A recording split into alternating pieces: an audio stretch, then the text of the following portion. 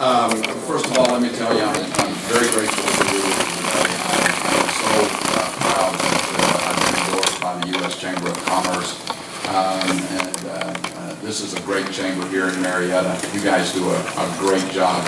We've met many times on these and other type issues. Most of you heard my comments about the oil and gas industry in a meeting that we had earlier this year. But let me say this, the state of Ohio has been regulating the oil and gas industry since 1965 and has been doing it very, very well. In fact, Ohio is one of the model states. Most of the other states acknowledge that the state of Ohio has sets the bar for regulating and the public health and the public safety of the oil and gas industry. The last thing that we need is for the EPA, the federal EPA, to come in and try and insert themselves in that process. As you have probably heard multiple times, we've been doing hydraulic fracturing for about 60 plus years. There's been over 1 million such fracking operations done. And in all of that time, even the EPA administrator herself has acknowledged there's not been one proven instance where hydraulic fracturing has contaminated the water table. So I think the state of Ohio is doing it very well. We don't need the federal regulators coming in adding another layer of burden on top of that. We need to look at this opportunity as a way of creating jobs for Ohioans right here in Ohio. Thank you.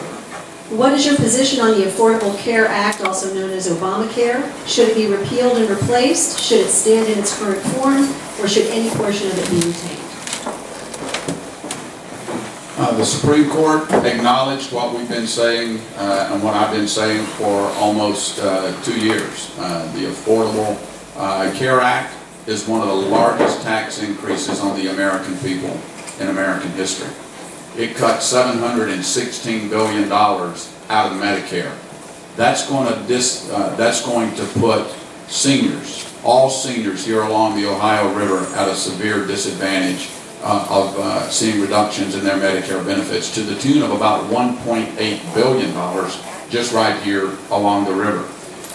That's $15,000 in Medicare reductions for the seniors, per senior, here along the Ohio River. Folks, it's a bad law. It's not good for America. I'm for repealing it in its entirety and replacing it with a health care system that is going to keep our health care system the highest quality health care system in the world. And here's how you do it. Give Americans the ability to increase their contributions to health savings accounts so that they can pay more of their out-of-pocket routine care themselves at a cost that's much lower than a massive health care policy. Tort reform. Keep doctors in the operating rooms and the delivery rooms and the treatment rooms rather than in the courtroom. Put competition back into the system. Don't let the health insurance providers consider you a captive audience. Make health care competitive from state to state and job to job. That's going to drive quality up. It's going to drive costs down because competition always does that. I do believe that we need to keep the provision that does not allow health care providers to discriminate or to deny coverage based on pre-existing conditions. That's very important. Most of the people, I've got a mother that's had cancer. I got a brother that's had cancer. They didn't catch it on their own. They didn't go out and buy it at the store. It's something that needs to be protected. And in today's economy, I'm supportive of letting our young people stay on their parents' health insurance until they're 26. With 50% of our nation's college graduates unemployed and underemployed, they need that hand up. Don't want to cut you short, but we do have a lot of questions for you. So, do you believe that American businesses are over-regulated? If so, which regulations should be repealed or which agencies abolished? Absolutely, America's businesses are over-regulated. Regulations cost our economy about $1.7 trillion per year. We scream and yell, I do, you do, Americans do. Why is manufacturing going overseas? The reason manufacturing is going overseas is because we have such a regulatory burden here in America that it's making it almost impossible for businesses to start up and to operate. Agencies like the EPA that's going after industries like Aramet right down here that creates manganese ferroalloy, the key raw material in steel manufacturing. That's wrong. It would virtually shut down the 2 facilities here in America that makes that critical ingredient. And that's just one example. The Department of the Interior and the EPA's war on coal, trying to shut down underground coal mining, shutting down through onerous Clean Air Act regulations that are not based on science and fact. That's destroying the market for coal. We've seen thousands of coal miners put out of work, just most recently 1,200 by Alpha Natural Resources, and there have been more right here along the river, and there are more job losses coming. I heard one of the other gentlemen talking earlier about the decreased demand for electricity. You know why we got a decreased demand for electricity? Because companies are shutting down, and energy prices are skyrocketing. Between the regulatory burden and the tax burden here in America, businesses are struggling to compete in a global economy. We need to change that. The EPA, absolutely, and I have voted numerous times to defund the EPA, the Department of the Interior. Those regulatory agencies need to be brought under control. This question is submitted by someone who apparently wants to meet with you. Why is it so difficult to meet with a congressman in person? Is there a way to make meetings easy? I can only imagine who might have put that question in, but that's okay. All you've got to do is contact me or contact, where's Christian? Christian, where are you? If you're in this room, I expect you to talk to him before I leave today to get that appointment. We have never denied an appointment to anyone. Let me ask a rhetorical question. How many of you in this room have asked to meet with me and I've met with you personally? Okay, all right. There's a whole bunch of you in here. So if you want to meet with me, I want to meet with you. One of the most important things that I do is to hear from my constituents, because your views and your concerns are what shape the votes that I take when I go to Washington on your behalf. Would you support another federal stimulus plan to put Americans back to work? Absolutely not. You've heard it said, there are those who would say, when they talk about the health care law, they say the health care law is a way of directing the American people to accept something that's good for them. That's what some people believe. They believe that Washington is smarter than the American people. I don't. I believe in a vibrant, robust private economy. Let me give you a key example of that. I'm frequently asked, would you have supported the auto bailout? The answer is unequivocally no. Is it because I don't believe in the American auto industry, or that I don't want to see the American auto industry prosper? That's not the case. I believe that the American auto industry can fix its own problems. 2 examples. GM was bailed out by the federal government with millions of taxpayer dollars.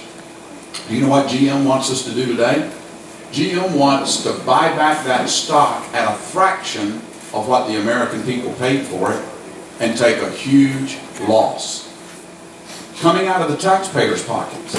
Let's look at another auto manufacturer. Ford never took the bailout. Ford sat down and addressed their operational issues with their employees, with their suppliers, with their investors. They took a private sector approach. They did it with good old-fashioned roll-up-your-sleeves American ingenuity. And today, folks, Ford is outperforming GM. The American people is smarter than Washington, D.C. The last stimulus, we saw hundreds of millions of dollars go to foreign companies like China, Japan, Indonesia, and other places to create jobs there. The American people know how to do it better. What is your plan for dealing with our ever-increasing federal deficit? Force Washington to live within its means. I have supported and I have voted for budgets that balance the federal budget. I have voted for a balanced budget amendment to force Washington to balance the budget every year. I've introduced legislation that requires that each chamber of the Congress, remember, the Senate has not passed a budget in nearly 3 years. I introduced legislation that says that whichever chamber of the Congress does not pass a budget by April 15th, then starting on April 16th, the members of that chamber would not get paid. I don't believe that it is proper for representatives, senators, to go to Washington to get paid by the American people and just go there and sit. They have a constitutional requirement and a law that mandates a budget. Both of the budgets that I voted for cut spending over the next 10 years by $6.2 trillion. $5.3 trillion more than the president's own budget submission. I returned $150,000 out of my congressional budget to the Treasury at the end of 2011. I voted twice to cut our congressional budget, and I voted to freeze congressional pay. We should not be getting increased pay when the American people are suffering, and we need to force Washington to live within its means, and I've got a track record that shows that that's what I stand for. Do you believe American businesses are overtaxed? If so, how would you change the business tax structure? That's another one. We've got the most onerous tax code in the free world. At the turn of the century, America's tax code was about 300 pages long. Today, it is 65,000 pages long. It costs billions of dollars out of our economy simply to file our taxes. That's not to pay our taxes, that's to file our taxes. Our corporate tax rate, 35%. We've got trillions of dollars today that sit in overseas bank accounts where American companies have prospered overseas, but they can't bring that money home without giving the federal government 35 cents on every dollar. It's the most onerous tax code in the free world. I have sponsored, co-sponsored legislation that would eliminate the federal tax code, that would create a fairer, flatter, simpler tax code, and make sure that we eliminate the loopholes so that